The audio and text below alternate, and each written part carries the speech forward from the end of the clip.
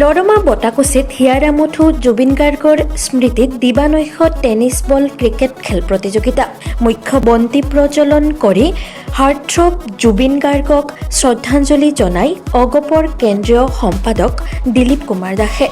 নলবাৰী জিলাৰ লৰমা বটাকুছিত হিয়াৰামুথু জুবিন গাৰ্গৰ স্মৃতিত লৰমা বটাকুছি যুৱ মঞ্চৰ উদ্যোগত তৃতীয় বাৰ্ষিক দিবানৈশ টেনিছ বল ক্ৰিকেট খেল প্ৰতিযোগিতা অনুষ্ঠিত কৰা হয়। যোৱাকালিৰ পৰা দুদিনীয়াকৈ অনুষ্ঠিত দিবানৈশ টেনিছ বল ক্ৰিকেট খেল প্ৰতিযোগিতাৰ আজি দ্বিতীয় তথা অন্তিম দিনা সন্ধিয়া বন্তি প্ৰজ্বলনেৰে কাৰ্যসূচী ৰূপায়ণ কৰা হয়।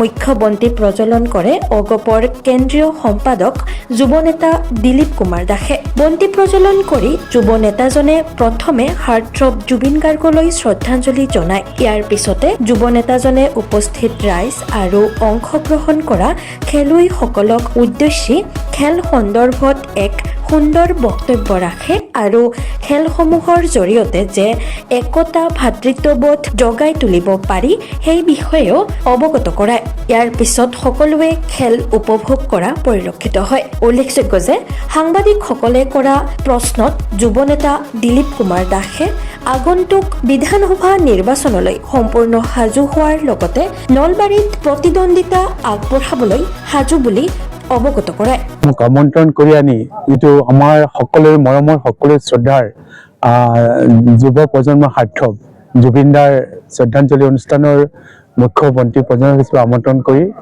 আনিলে বা মোক আমন্ত্ৰণ কৰিলে, তাৰ কাৰণে তেখেতসকলৰ ওচৰত মই কৃতজ্ঞতা প্ৰকাশ কৰিছোঁ। আৰু আচলতে একাষাৰত ক'বলৈ গ'লে তেখেতসকলে মোক লৈ ইমান মৰম যাচিলে, ইমান মোক আদৰ সাদৰ কৰিলে, মই সঁচাকৈ বৰ আপ্লুত হৈছোঁ। নলবাৰী চহৰৰ বৰক্ষেত্ৰী অঞ্চলত এটি সৰু চুবুৰী হৈছে বা এখন গাঁও হৈছে। এই গাঁওখনৰ উঠি অহা প্ৰজন্ম, নতুন প্ৰজন্মই ইমান আগবাঢ়ি গৈছে যে আজি শদিয়াৰ পৰা ধুবুৰীলৈ বৰাক উপত্যকা ব্ৰহ্মপুত্ৰ বা গোটেই ভাৰতবৰ্ষই এখেতসকলৰ এই অনুষ্ঠানটো চাকত জিলিকা হৈ পৰক, সেইটো মই কামনা কৰিছোঁ। মই ভগৱানৰ ওচৰত প্ৰাৰ্থনা জনাইছোঁ, আল্লাহৰ ওচৰত দোৱা ধৰিছোঁ, এই যুৱ মঞ্চই বিশ্ব দৰবাৰত তেখেতসকলৰ খ্যাতি অৰ্জন কৰক, সেইটোৱে মই অনুভৱ কৰিছোঁ। চব অসম গণ পৰিষদ দলৰ ভূমিকা শক্তিশালী ভূমিকা, আৰু আগতে যিবোৰ নিৰ্বাচন হৈ গৈছে এনডিএ 2016 হওক 2021 হওক, তাতকৈ 2026 চনৰ নিৰ্বাচন শক্তিশালী ৰূপত অসম গণ পৰিষদ দলে অৱতীৰ্ণ হ'ব। এইকাৰণে অৱতীৰ্ণ হ'ব অসম গণ পৰিষদ দলৰ সন্মানীয় সভাপতি আমাৰ মাননীয় শ্ৰীযুত অতুল বৰাদেৱ, কাৰ্যকৰী সভাপতি মাননীয় শ্ৰীযুত কেশৱ মহন্তদেৱ, বা আমাৰ দলৰ দুগৰাকী মাৰ্গদৰ্শক তথা সাংসদ আছে। এগৰাকী সাংসদ হ'ল বৰপেটাৰ সন্মানীয় সাংসদ আপোনালোকৰ সকলোৰে মৰমৰ ফণীভৱন চৌধুৰীদেৱ, আন এগৰাকী হৈছে ৰাজ্যসভাৰ সন্মানীয় সাংসদ অসম গণ পৰিষদৰ মাৰ্গদৰ্শক পিতামহ স্বৰূপ বীৰেন্দ্ৰ প্ৰসাদ বৈশ্য ডাঙৰীয়াদেৱ।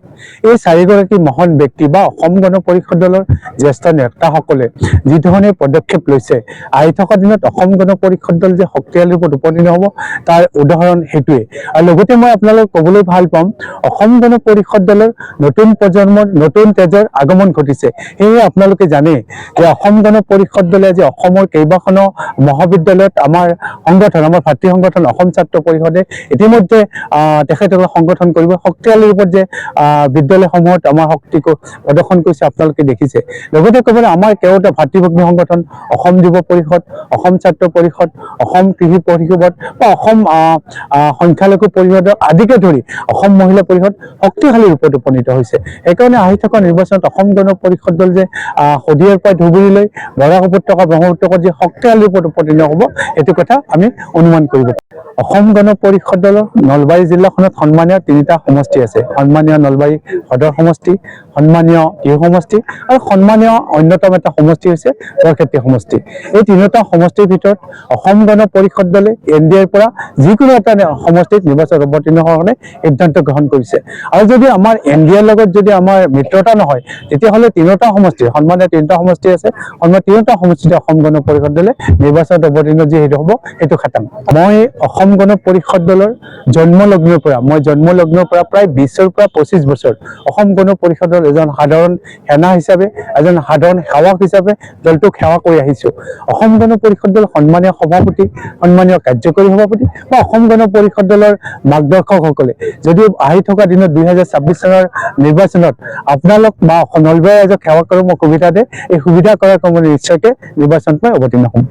নিউজ ডেস্ক ৰিপোৰ্ট, বাৰ্তা টু জেড।